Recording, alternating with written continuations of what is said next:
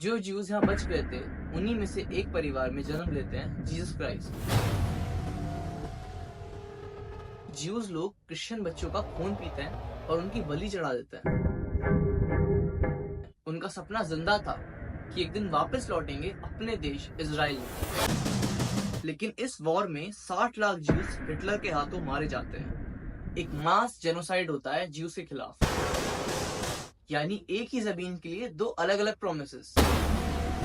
एक तरफ Egypt, Syria, Yemen, Lebanon, ये सब अरब कंट्रीज, और दूसरी तरफ एक छोटा सा देश जो सिर्फ एक दिन पुराना था। यूएसएसआर तो धमकी तक दे देता है कि न्यूक्लियर वेपन इस्तेमाल होंगे अगर इजिप्ट से बैक नहीं हुए तो। 200 इजरायली एयरक्राफ्ट इजिप्ट के एयर बेसिस पर जाते हैं और 300 से ज्यादा प्लेन्स को ग्राउंड पर डिस्ट्रॉय कर देते हैं।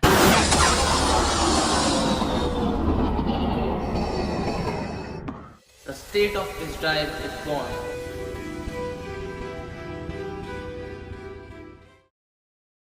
अरे भाई, तूने न्यूज देखी?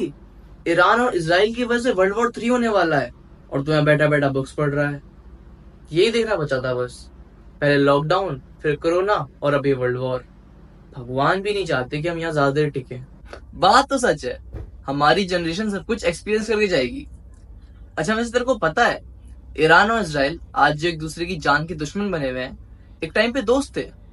इनफैक्ट 1948 में ईरान पहला ऐसा मुस्लिम देश था जिसने इजराइल को एज अ कंट्री रिकॉग्नाइज किया था। अच्छा जी, ऐसा क्या हो गया इनके बीच फिर? और तू बड़ा यूट्यूब पे स्टोरी टेलर बनता है, हमें भी सुना इनकी कहानी। जैसा आप कहें सर। एक छोटी सी कंट्री जिसका साइज मणिपुर जितना भी नहीं है, वो कभी सुपर पावर यूएस को अपने इशारों पर नचाती है तो कभी सारी अरब कंट्रीज को एक साथ वॉर में हरा देती है। इजराइल शुरू से शुरू करता है।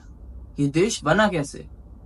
ये कहानी शुरू होती है 3000 बीसी से। आज जिसे हम इजराइल और फलस्तीन कहते हैं, उसका नाम था land of Kanan, the promised land. Hebrew Bible के अकॉर्डिंग ये वो लैंड था जो गॉड ने प्रॉमिस किया था इब्राहिम और उसके डिसेंडेंट्स को, जहाँ पर अभी कैनानाइट्स लोग रह रहे थे। कैनानाइट्स कोई सिंगल ट्राइब नहीं थी, कई सारी ट्राइब्स का एक ग्रुप था जो एक साथ रहता था। हिंदुइज्म की तरह ये लोग भी मल्टीपल गॉड्स में बिलीव करते थे। बाल, एल, अशेरा, ये कुछ इनके गॉड्स थे। इजराइलाइट्स, जिन्हें आज हम ज्यूज कहते हैं, वो कनान बाद में आए थे। हिब्रू बाइबल के अकॉर्डिंग इजराइलाइट्स डिसेंडेंट थे इब्राहिम, जैकब, इसाक, इन सब के। उस टाइम ज्यूज लोग इजिप्ट में स्लेव्स थे जिनको मोसेस ने वहां से फ्री करवाया था। इजिप्ट से निकलकर 40 साल तक वो लोग रेगिस्तान में भटकते रहे। फिर जोशुआ उनको कनान लेकर आए, उनका प्रॉमिस्ड लैंड। और केनानाइट्स, उनका क्या हुआ फिर? देख, बाइबल के अकॉर्डिंग तो वो बुरे लोग थे, उनको निकाल दिया था वहां से। ये क्या बात हुई भला? चल छोड़, ये तो रिलीजियस नैरेटिव हो गया। हिस्ट्री क्या कहती है ये बता। मॉडर्न आर्कियोलॉजिस्ट ने जब कनान में रिसर्च करी, उससे जो पता लगा उसने पूरी कहानी को बदल दिया। उनका कहना था कि इजराइलाइट्स और कैनानाइट्स अलग नहीं, दोनों सेम ही लोग थे। डीएनए एविडेंस बताता है कि इन दोनों का जेनेटिक ओरिजिन सेम है। हिस्ट्री के अकॉर्डिंग अराउंड 1200 बीसी के आसपास कैनानाइट सिटीज कोलैप्स कर रही थी। ये सब देखकर वहां के पहाड़ी लोगों का अपने पुराने गॉड्स पे से विश्वास उठने लग गया, बाल, एल, इन सब पे से। तो उन लोगों ने अपने लिए एक नए गॉड को चुना, यहोवा, और खुद को एक नई आइडेंटिटी दी, इजराइलाइट्स। 1000 बीसी तक इजराइलाइट्स यहाँ पर अच्छी तरीके से बस चुके थे। अब लैंड ऑफ कनान बन चुका था किंगडम ऑफ इजराइल, और यहाँ पर किंग डेविड का राज था। इस किंगडम का कैपिटल बनता है जेरूसलम, जिसकी कितनी इंपॉर्टेंस है वो मैं आगे समझाऊंगा। किंग डेविड के बाद उनके बेटे किंग सोलोमन जेरूसलम में ही ज्यूज के लिए फर्स्ट टेम्पल भी बनवाते हैं, टेम्पल माउंट। सब कुछ सही चल रहा था, लेकिन 586 बीसी के आसपास यहाँ पर दूसरे एम्पायर्स के अटैक होने लगता है। सबसे पहले बेबीलोनियन आर्मी आती है और टेम्पल माउंट तोड़वा देती है। उसके बाद पर्शियंस आते हैं, वो टेम्पल माउंट वापस बनवाते हैं। लेकिन उनके बाद रोमन्स आते हैं और टेम्पल माउंट वापस तोड़वा देते हैं। सिर्फ एक दीवार बचती है टेम्पल माउंट की। रोमन्स ज्यूज को पसंद नहीं करते थे, इसलिए उन्हें मार पीट के वहां से निकाल देते हैं। ज्यूज बचते बचाते यूरोप, यूएस, मिडिल ईस्ट, इन जैसे देशों में जाके बस जाते हैं। जो ज्यूज यहाँ बच गए थे उन्हीं में से एक परिवार में जन्म लेते हैं जीसस क्राइस्ट। जीसस एक्चुअली में ज्यूज थे, लेकिन जैसे जैसे वो बड़े हुए उन्होंने जूडिज्म को ना मानकर अपनी खुद की टीचिंग्स को आगे बढ़ाया। जीसस क्राइस्ट का बढ़ता हुआ इन्फ्लुएंस ज्यूज लोगों से देखा नहीं गया और उन्होंने जीसस को जेरूसलम के बीच सबके सामने क्रॉस पर लटका दिया। पर ये दांव ज्यूज के लिए उल्टा ही रहा, क्योंकि इसके बाद क्रिश्चियनिटी लोगों के बीच बहुत तेजी से फैलने लगी। इनफैक्ट ईयर 306 में खुद Roman emperor Constantine the great Christianity को अपना लेता है। इससे होता ही है क्योंकि ज्यूज ही थे जिन्होंने जीसस क्राइस्ट को मारा था।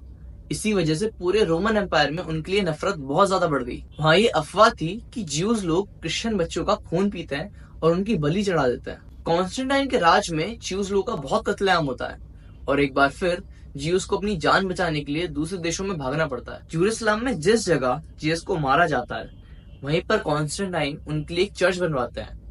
ये चर्च 2 किलोमीटर दूर था ज्यूज के माउंट टेम्पल से। अच्छा, जब इतना इम्पोर्टेंट है जेरूसलम क्रिश्चियंस और ज्यूज के लिए, दो इतने बड़े रिलीजन इसी जगह से निकले हैं। लेकिन यार अभी तो कॉन्फ्लिक्ट ज्यूज का मुस्लिम से चल रहा है, मुस्लिम्स का क्या लेना देना है जेरूसलम से।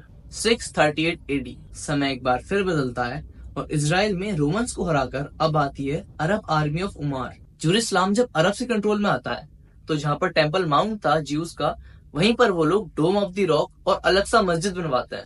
पर क्यों? इस्लाम के अकॉर्डिंग जेरूसलम इस दुनिया की वो आखिरी जगह थी जिसे प्रॉफेट मोहम्मद ओवरनाइट विजिट करते हैं। यहाँ प्रेयर करते हैं और एक पत्थर पर पैर रखकर जन्नत के लिए रवाना हो जाते हैं। जहाँ वो प्रेयर करते हैं वो बनती है अलग सा मस्जिद और जिस पत्थर पर वो पैर रखते हैं वो बनता है डोम ऑफ द रॉक। मुस्लिम्स के लिए मक्का मदीना के बाद यही सबसे ज्यादा इंपॉर्टेंट जगह है। अच्छा, ज्यूज इजराइल छोड़कर दूसरे देशों में बस तो गए थे लेकिन वो भूले नहीं थे। आज भी ज्यूज किसी भी देश में हो हमेशा अपनी पूजा करते टाइम अपना फेस हमेशा टेम्पल माउंट की तरफ करके रखते हैं। उनका सपना जिंदा था कि एक दिन वापस लौटेंगे अपने देश इजराइल में। 19वीं सेंचुरी, यूरोप बदल रहा था, वहाँ इंडस्ट्रियलाइजेशन बढ़ रहा था, नेशनलिज्म बढ़ रहा था और साथ ही साथ बढ़ रही थी ज्यूज के लिए नफरत। यूरोपियंस कभी ज्यूज को अपने बराबर का नहीं समझते थे।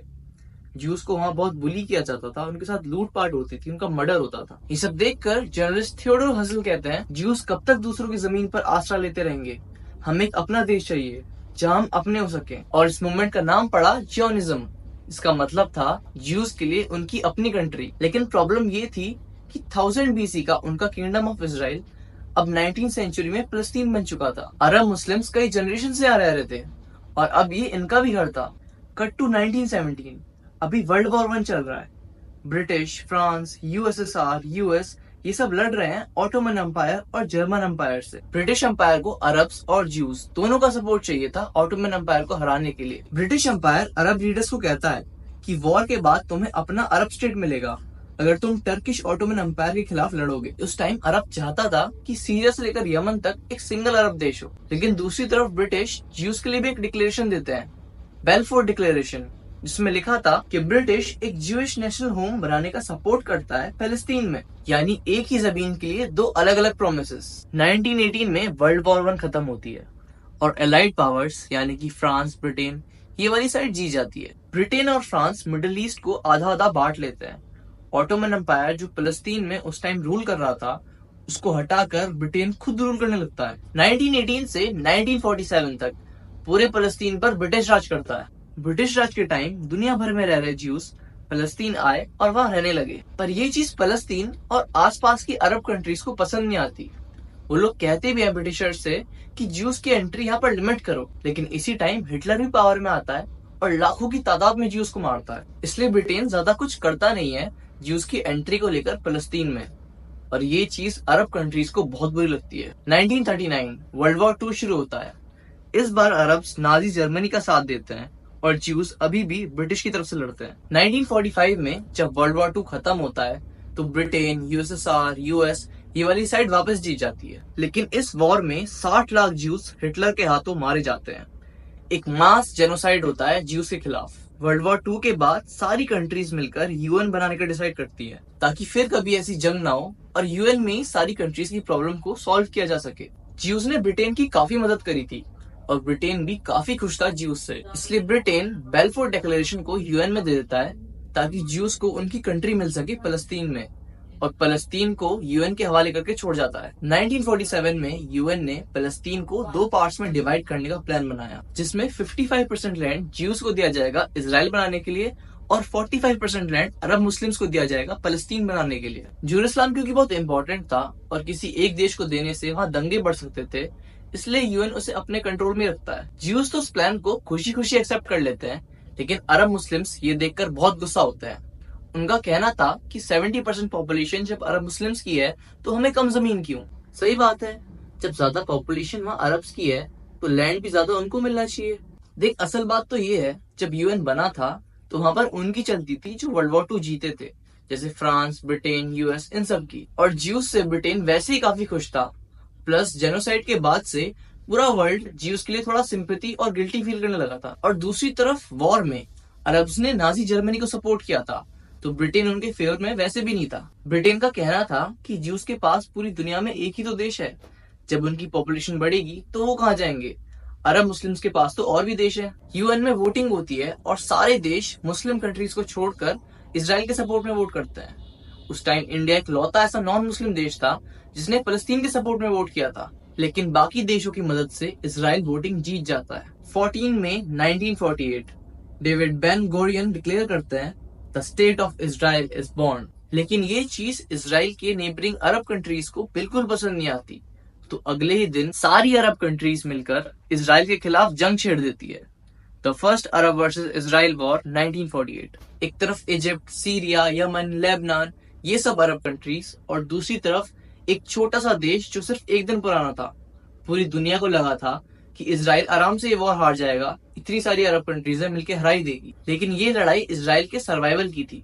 पूरी दुनिया शॉक हो गई जब उन्होंने देखा ना सिर्फ इसराइल ने वॉर जीती, बल्कि यूएन की दी हुई टेरिटरी को 78% तक बढ़ा लिया। फलस्तीनियों को घर से निकाल दिया गया और करीब 7 लाख फलस्तीनी बन गए रेफ्यूजीज। बुरा किया यार, मैं तो इसराइल को अभी तक हीरो समझ रहा था। जो सब कुछ दुनिया ने उनके साथ किया वही अब वो फलस्तीनियों के साथ कर रहे हैं। देख, जियोपॉलिटिक्स में कोई हीरो या विलन नहीं होता, जिसकी लाठी उसकी भैंस। जिसके पास पावर होती है वो डिसाइड करता है कि क्या सही है और क्या गलत।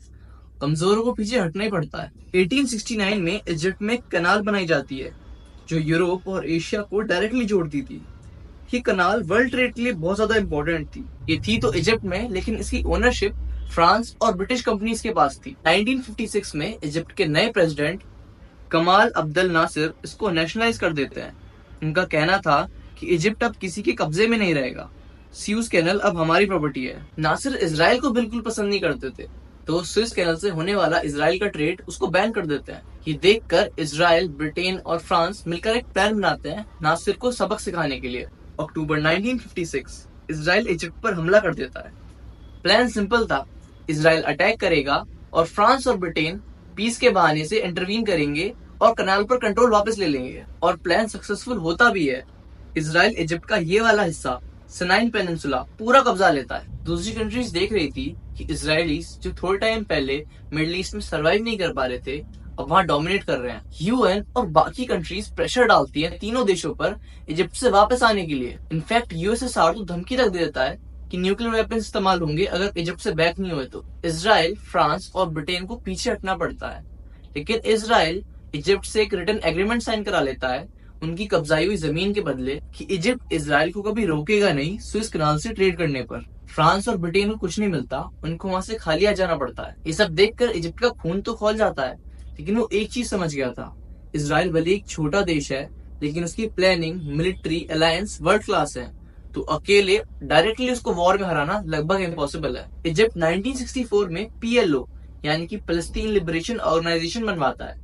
इसका काम था फलस्तीन को उनका देश वापस दिलवाना और इजिप्ट का प्रॉक्सी बनकर इसराइल से लड़ना।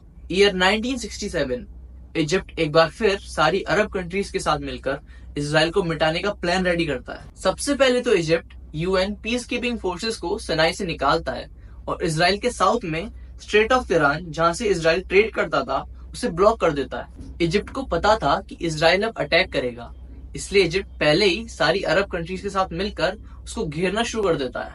5 जून 1967 सुबह के करीब 7 बजे इसराइल लॉन्च करता है ऑपरेशन फोकस।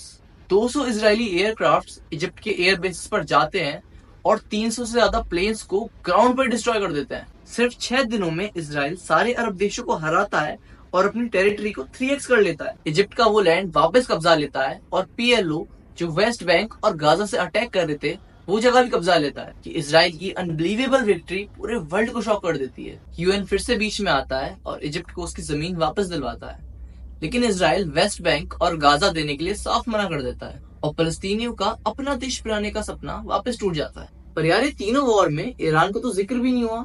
जो इसराइल का सबसे बड़ा दुश्मन है अभी, वो कहाँ है? ईरान इस टाइम तक शांत था और इन सब चीजों से दूर था। ईरान एक पर्शियन कंट्री है और खुद को अरब से अलग मानते हैं। इनफैक्ट ईरान और इसराइल के बीच तो ट्रेड, इंटेलिजेंस शेयरिंग और इवन ऑयल सप्लाईज के एग्रीमेंट्स थे। इसराइल की मुसाद और ईरान की सवाक एक साथ ट्रेनिंग शेयर करते थे। 6 डेज वॉर हारने के बाद पीएलओ छोटे मोटे अटैक्स करता है इसराइल पर, लेकिन उसके बदले में इसराइल बहुत नुकसान करता था पीएलओ का। इससे पीएलओ एक बात तो समझ गया था कि इसराइल से लड़ने का कोई फायदा नहीं, बातचीत करके इसका सॉल्यूशन निकालना पड़ेगा। जो पीएलओ पहले कहता था कि हम यहाँ पर एक भी इसराइली को नहीं रहने देंगे, अब वो यहाँ तक कहता था कि यूएन का दिया हुआ फलस्तीन ना सही, हमें वेस्ट बैंक और गाजा तो दे दो। इसराइल जैसे तैसे 1993 में एग्रीमेंट पे साइन तो कर देता है कि हम गाजा और वेस्ट बैंक वापस दे देंगे, लेकिन उस पर कोई एक्शन नहीं लेता। ये सब देखकर फलस्तीन के लोग पीएलओ को सपोर्ट करना छोड़ देते हैं और उनका ध्यान एक नए उभरते हुए ग्रुप पर जाता है जो बहुत एग्रेसिव अटैक्स करता है इसराइल के ऊपर। यहाँ एंट्री होती है हमास की, जिसको बैक कर रहा था हमारी कहानी का दूसरा मेन लीड, ईरान। पर क्यों? उसके लिए तो नेक्स्ट पार्ट का वेट करना पड़ेगा। तब तक के लिए स्टे ट्यून्ड।